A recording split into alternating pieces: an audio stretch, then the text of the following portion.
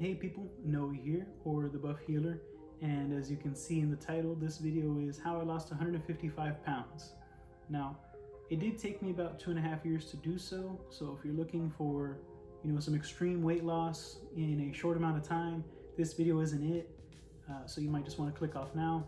But if you're looking to stay dedicated to yourself and be consistent with your results and actually make long-term lifestyle changes, by all means, I'd love to have you here. And just to get started, I do want to mention that if you see me glistening or kind of wiping my head off, it's because I'm sitting in my garage here in San Antonio, Texas, and it's about 100 degrees right now. But aside from that, let's get into the video. I do have some notes here. I'm not going to read them verbatim or anything. It's just, basically key points to help me get to what I need to talk about. But before I get into the actual process, I do want to mention a bit about myself so you understand where I'm coming from in my journey. And really starting, I'd say I've been overweight since about 7 years old. Before that, I do have some pictures of when I was a bit younger, 3, 4, 5, where I was in average weight for my age. But I remember distinctly whenever I was 7 years old, this one moment that stuck with me. I was looking to get weighed for a football scrimmage event, and for my age group, the weight limit was 100 pounds at 7 years old, and I was right there. I actually had to strip down to my underwear to be able to make weight, which is bizarre to think, I'm having to do that at such a young age. But I had been eating, even though I was active, I had been eating pretty poorly from a young age, and that continued up until, about 23 or so. I'm 26 now. 23, 24, that's where I really started to change my habits and got to where I am now. But yeah, that's something that stuck with me aside from other things. I have quite a few other experiences that made me not feel so great about myself, but I'm not mad about that. I'm thankful for where I've been. I'm thankful for where I'm going, and it's everything is for your learning. It's not to make you feel bad or make you be in a bad place, but yeah, it's just to help you get to where you need to be. So I thankfully took those lessons. It took me a while to do it, but I took those lessons and I'm working towards who I really want to be, who I really am. And yeah, that's just a bit about me. And now getting into the process here of if I were looking to lose a lot of weight, how I would do that. Or even to make real minute changes too. A lot of this is going to be helpful as well. And I am following this not to the T anymore, because my goals have changed. Life has changed a bit for me, my headspace and everything. I'm not happy. I'm happy where I am, but I'm not happy with the results I have yet. I do have more work to do, still working, but the pace has been a little bit different. But getting into it, the first thing that I would say to have in your process, it's going to be your food, of course, and the easiest thing I could say is to keep it simple. The last word that's usually included. We're not here to degrade ourselves. We're looking to better ourselves, so just keep it simple. You don't need to say the other word. And as far as it goes, if you can't keep it simple with your food, you need that difference in your taste from day to day or whatever the case may be. There are a lot of people out there here on YouTube, TikTok, wherever you might want to find some stuff to watch, that has recipes, healthy recipes that are low calorie, high in flavor, high in macros that you need, like protein and carbs, or maybe fat, just depending whatever your goals are, right? But there's good things out there, good food that you can eat, low in calories, high in what you need, very satiating if you need that. Now, for me, I did keep it simple. I did really just start with prepping my food, usually chicken breast and brown rice, things like that. Or mashed potatoes is something I like to put in there a lot, just because I like mashed potatoes. But it's really more about, especially in the beginning, or if you're not in a place financially to be able to get all these healthier alternatives or whatever the case may be, You got to be able to work with what you have. So, don't feel bad that you're not able to do it a specific way. The most important thing is to get started with what you have, and that's going to help you get to where you want to go. So with that first thing out the way, keeping it simple with your food, the next thing is your exercise. So of course, there are many ways to lose weight and to be active. And if there's something you can do that. If you can only walk. If you can only swim because that's more comfortable, swim. Whatever the case is, work on what you can. And again, continue doing that, and that'll help get you to where you want to go. I would say though, I would recommend to get into the gym whenever you can. That's going to be something that's going to be a lifelong benefit for you. There are multiple benefits to it. Two main ones for longevity purposes is the fact that it's going to help with your bone density. That's going to go over time if you're not using your bones for any strenuous activity, and also to your muscles. Just with age, your muscles start to degrade, and you can combat that, of course, by lifting weights. So as far as that goes, like I said, start with what you can, do what you can, but I would recommend getting into the gym at some point. All right, next part here, and this is probably going to be the most helpful part in getting your baseline and tracking your baseline as you lose weight, is finding a calorie calculator. I use the calculator at calculator.net. They have a lot of other calculators in there. It's a place of a lot of information. I love it for what I need to look for in my calorie intake. And basically what that calorie calculator does, and especially the one in the calculator.net, is it helps break down your calorie needs based off of your height, weight, fitness level, how active you are, gender, and age. So all of that is going to help you get a good average of how much you should be eating to maintain your weight. So if you've been eating above that maintenance weight or that maintenance amount, which I would recommend starting to track your food, and which I'll get then to the next part. But it's going to tell you how much to eat for your maintenance at that activity level, age, and all of that.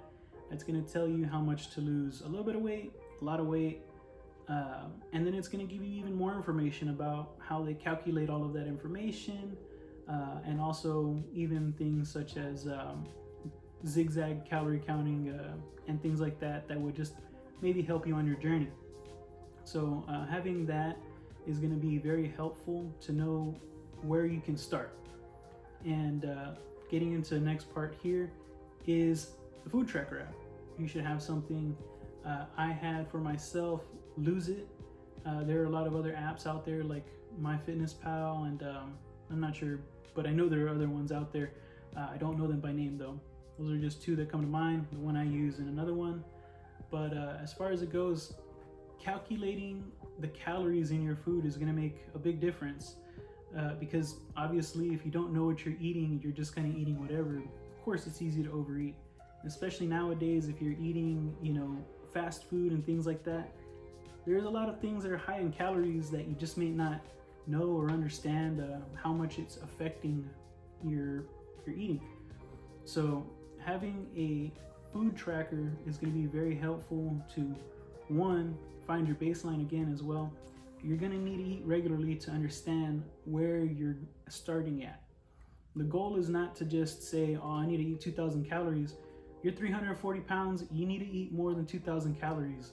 And especially if you're 340 pounds like I was and active too, you need to eat more than that. So it's not just about eating as little as you can, as quick as you can to lose the weight, because that's not necessarily going to be helpful or healthy.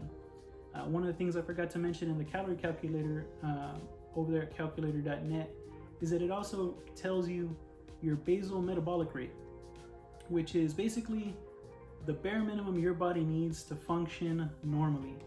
So if, again, you're 340 pounds starting like I was, and you're eating 2,000 calories, you're probably close to that basal metabolic rate, of how much you should be eating. And again, if you do that quick, you don't have as much time to take down how much you need to eat, because you're already getting down there very quick. And in my experience, pretty much like you're gonna crash your metabolism. Your body is gonna get more used to eating that amount of food, and then you're gonna need to drop more calories to continue losing weight. And then at that point, you're below your basal metabolic rate, and you're not eating healthily for what your body needs to function regularly. So again, that in conjunction with your food calculator, especially in that first week, finding out how much you should be eating for your height, weight, age, and all of that, and then seeing if you're above that already with your regular eating, is going to be real helpful to say, hey, look, to start losing weight, I don't need to cut, way below what is recommended. Let's just say, for example, again, I was 340 pounds. At 340 pounds, let's say I needed to eat, I can't remember exactly what it was, but 340 pounds, let's just say I needed to eat 3,500 calories. Okay, more than likely, I was probably eating 4,000 or more a day, because I kept gaining weight up until that point of 340. I wasn't at 340 and stayed there. I had got up to that weight because I kept overeating.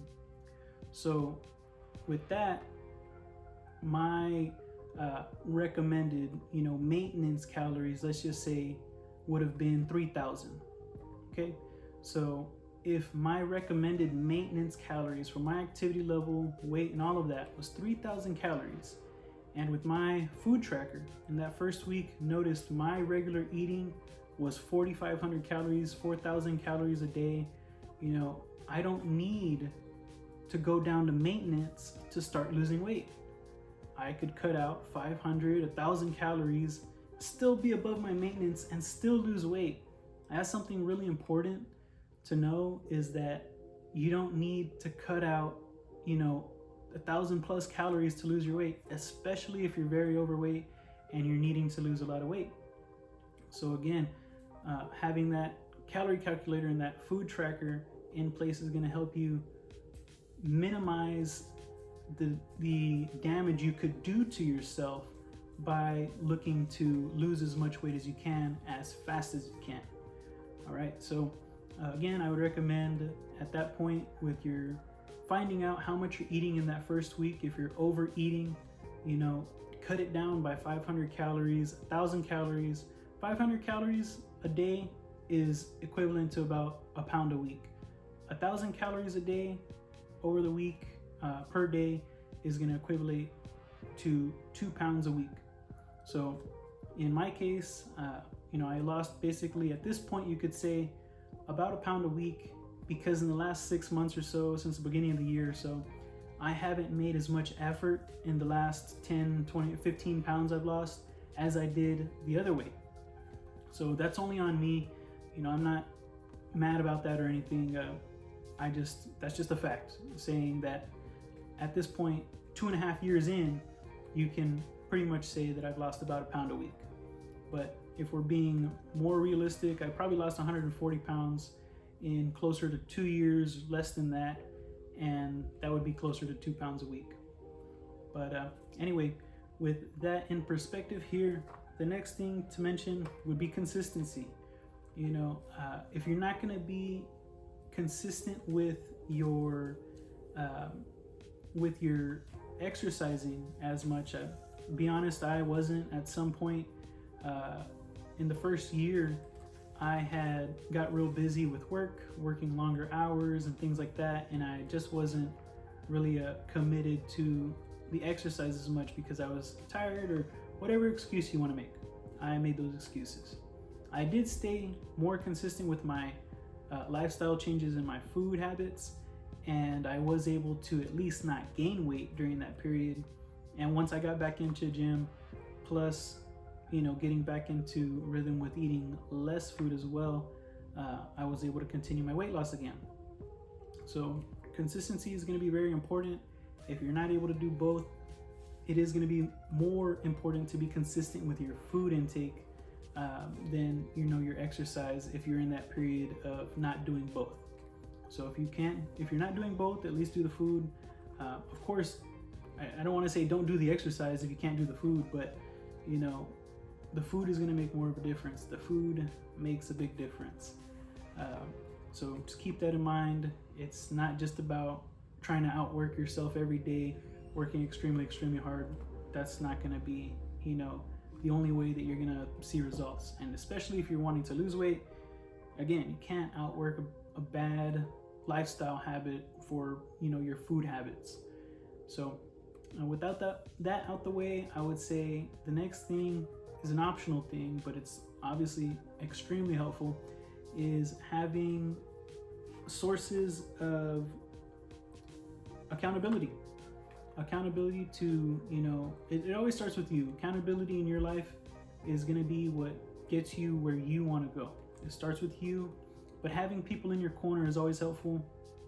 I could say from my own experience, I did have a gym partner in the beginning. They fell off almost immediately. You know, they left the job that I was working at and things like that. Wasn't training with them.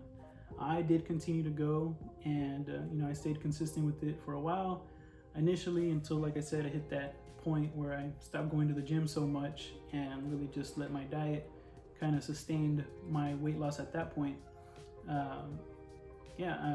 It was up to me to continue doing that. It's always going to be on you first to get yourself to where you want to go. But there are people out there that want to see you win. I want to see you win. I love you so much. You're very important.